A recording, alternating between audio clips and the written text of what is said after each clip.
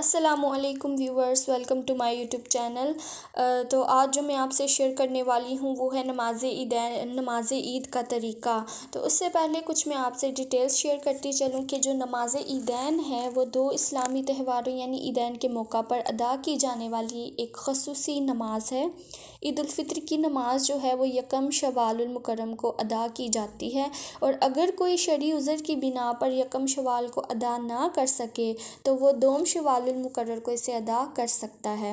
اب یہ جو نماز ہے یہ احناف کے نزدیک یہ ہے واجب ہے، اور نبی پاک صلی اللہ علیہ وسلم نے اسے کبھی ترک نہیں کیا تھا، اسی لیے احناف کے علماء کے نزدیک یہ واجب میں شامل ہے، اور حنابلہ کے نزدیک یہ فرض کفایہ ہے، یعنی معاشرے کے چند افراد اگر اس کو ادا کر دیں تو یہ ادا ہو جائے گی، جبکہ مالکیہ اور شافعیہ کے نزدیک یہ سنت موقدہ میں شامل ہے۔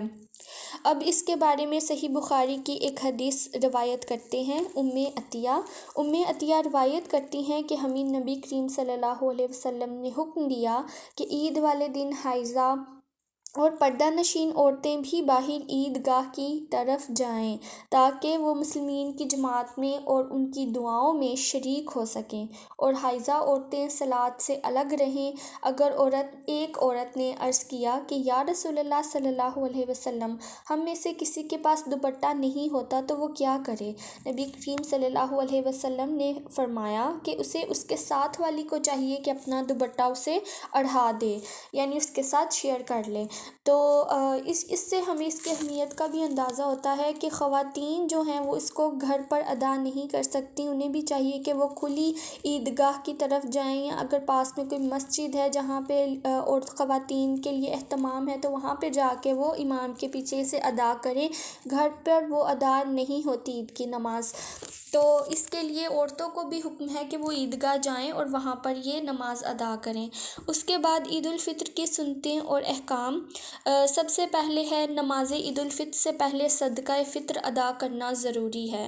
اس کے بعد غسل کرنا، اچھا لباس پہننا، خوشبو لگانا، نماز عید الفطر سے پہلے کچھ تاک کھجوریں کھانا یا کچھ بھی میٹھا کھا لینا، نماز عید الفطر کے لیے عیدگاہ جانا، عیدگاہ پیدل جانا، اور اپنے عزیز و اقارب کے ساتھ عیدگاہ جانا، ایک راستے سے جانا اور دوسرے راستے سے واپس آنا، گھر سے عیدگاہ جانے تک تکبیرات کہنا۔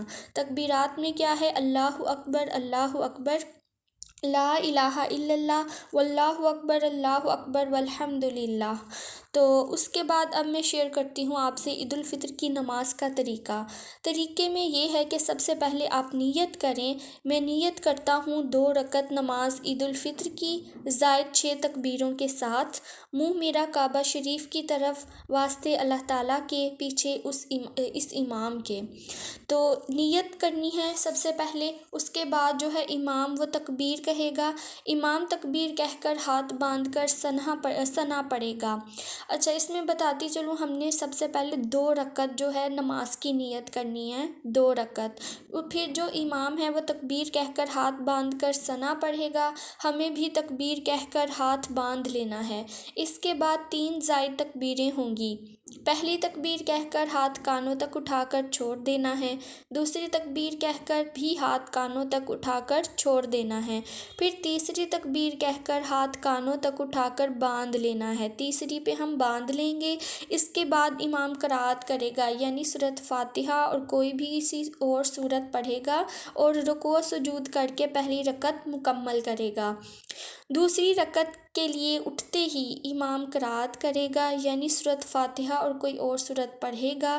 اس کے بعد رکوع میں جانے سے پہلے زائد 3 تکبیریں ہوں گی۔ پہلی تکبیر کہہ کر ہاتھ کانوں تک اٹھا کر چھوڑ دینا ہے، اسی طرح دوسری تکبیر میں بھی کرنا ہے اور تیسری تکبیر میں بھی، یہاں تک کہ زائد تکبیریں مکمل ہو گئیں۔